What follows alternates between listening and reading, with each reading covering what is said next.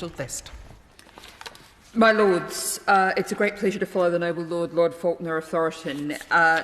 Your Lordship's House will note that my noble friend Baroness Jones of Moulsecoomb signed this amendment. She's unfortunately unable to be in the House tonight, so I rise in her place.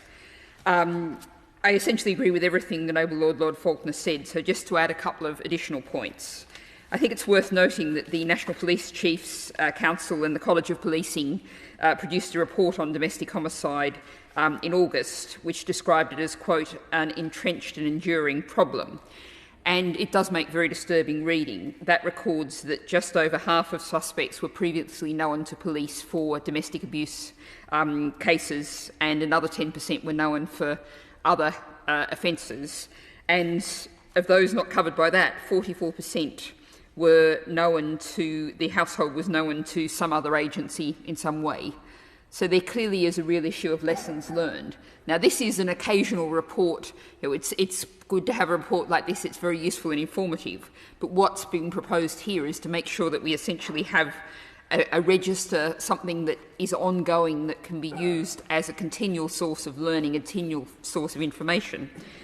And I think really the chief point I'd like to make is that I think we should make a couple of comparisons here, one of which is with airline safety, aircraft safety. On air safety, there's an assumption that any time anything goes wrong, every possible lesson will be learnt from it, every piece of information will be extracted from it. And I think we should be looking at domestic homicides in the same kind of way.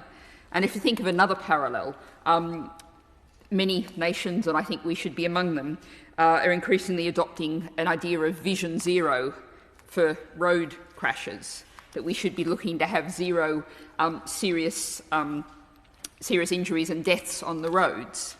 And we should be looking, if you look at those figures from that report, for what we know of domestic homicides, in nearly all cases there has been an opportunity for someone to intervene, and we should be looking towards a vision zero for domestic homicide.